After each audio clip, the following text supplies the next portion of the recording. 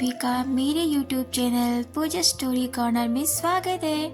पिछले एपिसोड में आपने देखा कि रुत ने आहाना को कुणाल मेहरा से बचा लिया होता है, पर उनकी कार का ब्लास्ट हो जाता है। आहाना टोनी काका को नदी में मिल जाती है, परंतु रुत किसी गांव में बहकर चला गया होता है। कहानी में आगे बढ़ने से पहले एक जरूरी सूचना, अगर आपको मेरी नॉवेल अच्छी लग रही हो, पसंद आ रही हो, अगर आप पहली बार मेरे वीडियो पर आए हैं तो मेरे इस चैनल पूजा स्टोरी कॉर्नर को जरूर सब्सक्राइब करें, मुझे सपोर्ट करें, लाइक कमेंट शेयर भी करें। इससे मुझे मोटिवेशन मिलती है और भी कहानी और नॉवेल्स लिखने के लिए। अगर आज ये नॉवेल आप देख रहे हो तो आपको हो सकता है समझ ना आए। नॉवेल को अच्छी तरह से समझने के लिए, इस नॉवेल को अच्छी तरह से जानने के लिए आपको मेरे इस नॉवेल के पिछले सभी पार्ट को जरूर देखने की आवश्यकता है, ताकि नॉवेल्स अच्छी तरह समझ सके। सो पढ़ते हैं बिना देरी किए अपनी novels when I first meet. तो नॉवेल्स में आगे सुनते हैं। रजनी की माँ बोलती है, ठीक है, मैं और रजनी दोनों ही उस लड़के के पास रहेंगे, आप लोग जाइए। वैद्य ने रुत को अच्छी सी दवा का लेप लगा दिया होता है। रुत जिस रूम में लेटा हुआ रहता है, दोनों ही माँ बेटी उसके पास एक अलाव जला देती हैं और दोनों बैठकर आपस में बात करती हैं। पता नहीं यह लड़का कौन है, इसके घर वाले इसको ढूंढ रहे होंगे, कितने परेशान होंगे। देखने में तो अच्छे घर से लग रहा होता है, पता नहीं इसकी शादी हुई कि नहीं। रजनी रुत को एकटक निहारती रहती है, सोचती है कितना सुंदर यह लग रहा है। हे ईश्वर, यह लड़का शादीशुदा न हो। और उसे देखकर मन ही मन मुस्कुराती है। उसकी माँ उसको मुस्कुराता हुआ देखकर मुस्कुराने लगती है, फिर उदास हो जाती है। सोचती है रजनी अगर अपने मन में इस लड़के के लिए कुछ अनुभव करने लगे तो क्या पता इस लड़के का पहले से कोई फैमिली हो भी सकता है, इसकी शादी हुई हो, इसके बच्चे भी हुए तो। आजकल किसी पर भरोसा नहीं किया जा सकता है। मैं अपनी बेटी का दिल टूटते हुए नहीं देख सकती हूँ। वह रजनी को आवाज लगाती है, रजनी, रजनी बेटा, रजनी। बस रुत को निहारती रहती है और मन ही मन ख्याली पुलाव बनाने लगती है। काश यह लड़का मेरे बन जाए, मैं इस दुनिया की सबसे खुशनसीब लड़की कहलाऊंगी। मुझे नहीं पता था कि ईश्वर मेरी झोली में इतना सुंदर लड़का भेज देगा। कितना लंबा, कितना गोरा, बिल्कुल हष्ट-पुष्ट शरीर, नाक नयन सब कितने सुंदर है। मैं इसे खोना नहीं चाहूंगी। इसका नाम पता पूछ के इसके घर वालों से मिन्नतें करूंगी, उनके पैर पड़ूंगी कि मेरी शादी इनसे कर दे। इससे पहले मुझे कोई पसंद नहीं आया था मुझे, पर अब इनसे ही शादी करनी है, इनके साथ ही पूरा जीवन बिताना है। रजनी की माँ देखती है कि रजनी रुत में पूरी तरह से खो चुकी है और वह रजनी को आवाज लगाती है, पर रजनी जैसे लग रहा हो कि उसके कान में रुई ठूस गया हो। उसे अपनी माँ की आवाज नहीं सुनाई देती है। बस मन ही मन रुत के लिए अपने सपने सजा रही होती है। उसकी माँ उसका हाथ आग के पास लेकर जाती है तो रजनी चिल्लाती है, माँ आपको दिखता नहीं है, मेरे हाथ जल जाते तो। रजनी की माँ बोलती है, तुझे कब से आवाज दे रही हूँ, तू तो बस उस लड़के को देखे जा रही है, जरा होश में आ, ज्यादा मत सोच। अगर यह पहले से शादीशुदा हुआ तो क्या करेगी। रजनी बोलती है, माँ कोई बात नहीं है, आजकल दूसरी तीसरी शादी करने का बहुत ज्यादा चलन चल चुका है, मैं भी उनकी दूसरी या तीसरी पत्नी बन जाऊंगी। फिर हंसने लगती है। उसकी माँ बोलती है, तुझे शर्म नहीं आती है, दूसरी तीसरी बीवी बनेगी इसकी। कोई बात नहीं, तेरे लिए मैं इससे भी अच्छा लड़का ढूंढ के लाऊंगी। रजनी बोलती है, माँ इतने सालों से मैं यही कह रही है, यहाँ गांव में मुझसे भी कम उम्र की लड़कियों की शादी हो चुकी है, उनके अपने भी बच्चे हैं, उनका अपना परिवार है। मेरा क्या, मैं तो भी 22 की हूँ और सब 22 की उम्र में 4 बच्चों की माँ बन चुकी हैं। ना ही मेरी शादी हुई और ना ही मेरा एक भी बच्चा। मैं नहीं जानती, मुझे इनसे ही शादी करनी है। इनसे अच्छा लड़का मुझे नहीं मिल सकता। माँ, इनके साथ ही मेरी शादी करने की बात करो ना। रजनी बोलती है। रजनी, तुम पागल हो रही हो। ये कौन है, कहाँ से आया है, क्या पता इसकी जान के पीछे इसके दुश्मन पड़े हों। अगर इसे कुछ हो गया तो कम उम्र में विधवा हो जाओगी। और तुझे पता है ना विधवा के साथ इस दुनिया में क्या होता है। तूने कमला ताई को देखा है, उनके साथ क्या होता है। पूरे गांव के लोग उनका शोषण करते हैं। क्या चाहती है तू? रजनी बोलती है। माँ, कमला ताई के पति तो जिंदा है। कमला ताई ने किसी परदेसी से शादी कर लिया था, पर वह परदेसी उन्हें छोड़कर चला गया। तब से गांव वाले उनका फायदा उठाते हैं। रजनी की माँ कहती है, तुझे यह नहीं समझ में आ रहा है कि मैं क्या कह रही हूँ। तुझे कमला ताई की तरह नहीं बनना है कि लोग तेरा फायदा उठाएं। यह आदमी अगर परदेसी हुआ तो मैं इसके वेशभूषा, इसकी शक्ल से मुझे ऐसा लग रहा है कि परदेसी ही है। अगर यह तुझसे शादी करके शहर चला गया तो तेरी जिंदगी बर्बाद हो जाएगी। मैं भी नहीं रोक पाऊंगी लोगों को तुझे बर्बाद करने से। तो मेरी बात समझ, मैं तेरी माँ हूँ, दुश्मन नहीं। रजनी बोलती है, ठीक है, मैं इनके होश में आते ही तुम भी सबसे पहले मुझसे शादी की बात करना। रजनी की माँ कहती है, देखती हूँ क्या होता है। उधर आहाना का रोते रोते बुरा हाल हो गया होता है। माखनलाल उसे तसल्ली देता है, बेटा रुस सर जल्द ही लौट आएंगे, तुम चिंता मत करो। वह तुमसे बहुत प्यार करते हैं और तुमसे एक दिन भी नहीं रह पाएंगे। तुम्हारा ख्याल उनको हमेशा आता रहेगा। वह जहाँ भी होंगे, तुम दोनों के प्यार में बहुत शक्ति है। तुम दोनों जरूर एक दूसरे से मिलोगे। एक ना एक दिन वह जरूर तुम्हें ढूंढते हुए आएंगे। मुझे यकीन है, तुम बस उस ऊपर वाले पर यकीन करना। आहाना रोने लगती है। माखनलाल उसे गले लगा लेता है और उसके आंसू पोंछता है। माखनलाल खुद ही रुत के गम में डूबा हुआ रहता है। उसे बचपन से रुत के साथ खेलना कूदना सारी चीजें उसे याद आ रही थी। टोनी काका एक कोने में जाकर रुत को याद करके सिसक रहे होते हैं, पर वह अपने आंसू सभी छिपा रहे थे। टोनी काका बचपन से ही रुत के पास ही रहे। टोनी काका सोचते हैं कि रुत को मैंने नदी में तैरते हुए देखा था उस दिन। काश मैं उस समय रुत को बचा लिया होता। मैं कितना अभागा हूँ। मेरा बच्चा मेरे सामने ही डूब गया, पता नहीं कहाँ गया। आहाना रोती रोती कभी होश में आती, कभी बेहोश हो जाती। उसे यह भी नहीं समझ में आ रहा होता है कि आखिर उसके साथ ही ऐसा क्यों होता है। जब भी उसे खुशियाँ मिलने वाली होती हैं, ईश्वर उसे फिर से उसकी खुशियाँ छीन लेता है। वह ऊपर वाले को चिल्ला चिल्ला कर बोल रही होती है, आखिर मेरे साथी ऐसा क्यों करते हो? मैंने आपका क्या बिगाड़ा है?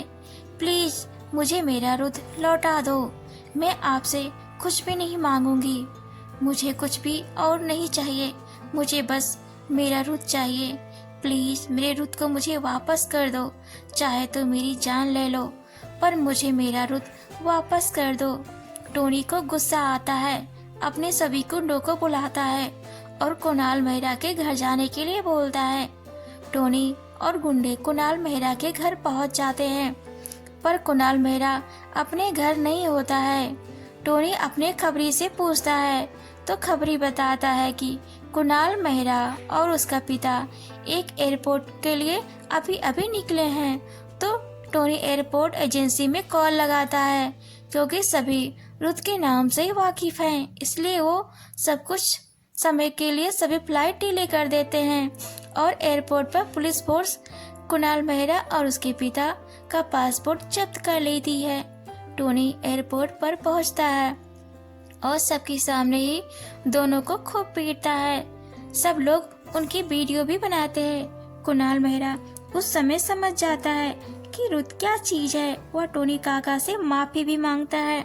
दोनों बाप बेटे टोनी काका के पैर पकड़ लेते हैं कि उन्हें माफ कर दे, बट टोनी काका एयरपोर्ट पर सबके सामने ही उन दोनों को गोली मार देते हैं। फिर उसके खिलाफ इकट्ठा सभी सबूत पुलिस को दिखाते हैं, जिससे सबको यकीन हो जाता है कि कुणाल मेहरा और उसके पिता एक अपराधी हैं।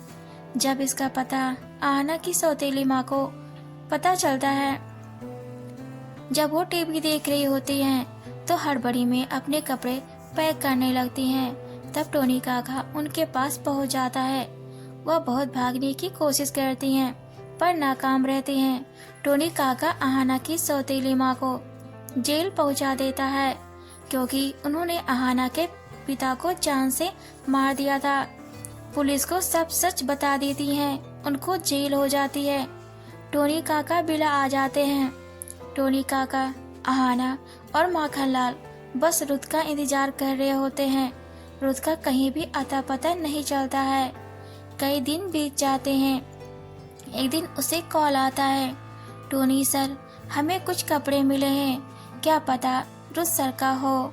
तो टोनी आहना से बोलता है, तुम चिंता मत करो, मैं कॉल करके सब बताता हूँ क्या मुझे मिला है, मुझे बस उसे पहचान करनी है। तो आहना बोलती है, उन्हें कुछ नहीं होगा, वह ठीक है। टोनी काका बोलते हैं, हाँ, किसी को कुछ कपड़े मिले हैं, क्या पता वह रुत का है। इससे मुझे पता चल जाएगा कि रुत किस गांव के करीब पहुंच गया होगा। अगर आज वह ठीक है तो हम उसे वापस लाएंगे। आहना बोलती है, क्या कह रहे हैं, मेरा रुत ठीक ही होगा, उसे कुछ नहीं होगा। आप प्लीज ऐसा मत बोलिए, मेरा रुत बिल्कुल ठीक है, जाइए आप उन्हें लेकर आइए। टोनी काका वहाँ से निकल जाते हैं। आहना उन्हें दूर तक जाते हुए देखती रहती है और सोचती है और भगवान से कहती है, मैंने आपको बहुत बुरा भला कहा, आप मुझे माफ कर दीजिए। मैं बहुत नादान हूँ, प्यार में हूँ, इसलिए मुझे समझ में नहीं आता है कि मैं क्या कर रही हूँ। प्लीज मेरी रुत को मुझे वापस कर दो। आप जो कहोगे मैं वही करूँगी। मेरा रुत मेरे पास आ जाए, मैं खुद रुत को कहीं जाने नहीं दूंगी। उधर रुत को होश नहीं आया होता है। 3 दिन बीत गए होते हैं। रजनी और गांव वाले सब चिंतित होते हैं कि आखिर ऐसा क्या हुआ है कि यह लड़का अभी होश में नहीं आया है। गांव वाले बोलते हैं कि इस लड़के को शहर के अस्पताल ले जाया जाए। गांव में पैसा इकट्ठे किया जाते हैं कि इस लड़के को अस्पताल लेकर जाया जाए, इसका इलाज कराया जाए। पैसे इकट्ठा हो जाते हैं, पर एक बुजुर्ग आदमी कहता है कि शहर में इसके इलाज के लिए इतने पैसे काफी नहीं है और पैसों की जरूरत पड़ेगी। गांव के बहुत सारे लोग अपने जेवर जेवरात सब लाकर उस आदमी को दे देते हैं और बोलते हैं कि ये लड़का हमारा मेहमान है, अगर इसे कुछ हो गया तो हम पर लांछन आएगा और हम नहीं चाहते हैं कि इसे कुछ हो। इसकी जान बचाना बहुत जरूरी है। रजनी बोलती है अपनी माँ से, माँ, मेरी शादी के लिए आपने जो गहने बनवाए थे, आप उन गहनों को दे दीजिए। तो रजनी की माँ बोलती है, वह सब तुम्हारी शादी के लिए है बेटा, अगर तुम उस लड़के के इलाज के लिए लगाओगे तो तुम्हारी शादी नहीं हो पाएगी। सबने अपने गहने दे दिए हैं, लेकिन सबने अपने सभी गहने नहीं दिए हुए हैं। तुम समझने की कोशिश करो, हम इसमें से कुछ गहने दे सकते हैं, पर सभी नहीं दे सकते बेटा। रजनी बोलती है, माँ, अगर वह बच जाते हैं तो समझो मेरी शादी भी हो गई। रजनी की माँ उसे एक थप्पड़ मारती है और बोलती है, तो उस लड़के के लिए पागल हो रही है, इसके बारे में हमें पता ही नहीं है, वह कौन है, कहाँ से आया है। रजनी बोलती है, मैं नहीं जानती, वो मुझसे शादी करे चाहे ना करे, चाहे मुझे देखे या ना देखे, पर मैं यही चाहूंगी कि वो ठीक हो जाए। आप यहाँ सभी गहने रखिए और ले जाकर दे दीजिए और शहर जाकर वह सब उसका इलाज कराएंगे। रजनी की माँ रजनी के सारे गहने उस आदमी को देती है और बोलती है, यह लीजिए। रजनी ने अपने सभी गहने इस लड़के के इलाज के लिए दे दिए। तो सभी गांव वाले मन में ही सोचने लगते हैं और बोलने भी लगते हैं, लगता है रजनी इस लड़के को पसंद करने लगी है। तो वह आदमी बोलता है, अगर तुम्हारी लड़की के दिल में इस लड़के के लिए कुछ है और यह लड़का अगर शादीशुदा नहीं हुआ तो हम इस लड़के से तुम्हारी बेटी की शादी की बात जरूर करेंगे। इतना कहकर वह और कुछ आदमी रुत को लेकर शहर के लिए रवाना होते हैं। रुत को एक बहुत बड़े अस्पताल में लेकर जाते हैं। डॉक्टर उसे बताता है कि वह अभी कोमा में है, शायद उसे उठने में कुछ दिन लग जाए या कुछ महीने लग जाए या कुछ साल भी लग जाए। तो वह सभी बहुत चिंतित होते हैं कि आखिर ऐसा क्या हो गया। वह सभी रुत के साथ कुछ दिन अस्पताल में ही ठहरते हैं कि काश उसे होश आ जाए। गांव वाले अपने देवता को मनाने की तैयारी में लगे हुए होते हैं कि देवता उस लड़के की जान बचा ले।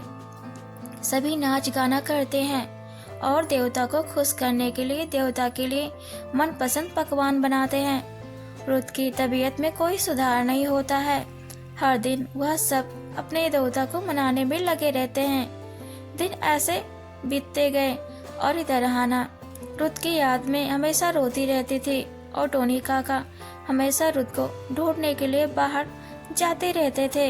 एक दिन आहाना किचन में काम कर रही होती है और अचानक ही बेहोश हो जाती है। तो नर्स आती है। नर्स भी उनके साथ ही रहने लगती है क्योंकि डॉक्टर ने उसे हमेशा के लिए विला में रहने के लिए कह दिया होता है, इसलिए नर्स भी उन्हीं के साथ रहने लगती है। नर्स उसे चेक करती है तो बोलती है टोनी अंकल से कि टोनी अंकल आप दादा बनने वाले हैं, आना माँ बनने वाली है। पूरे विला में खुशी की लहर झूम जाती है। आना खुश हो जाती है कि उसके रुत की निशानी उसके पेट में है। आहाना रुत के साथ यह मोमेंट देखने के लिए तरस गई होती है। वह सोचती है काश यह मोमेंट रुत के साथ बिता ही रही होती तो कितना अच्छा होता। यह सोच सोच के रोने लगती है।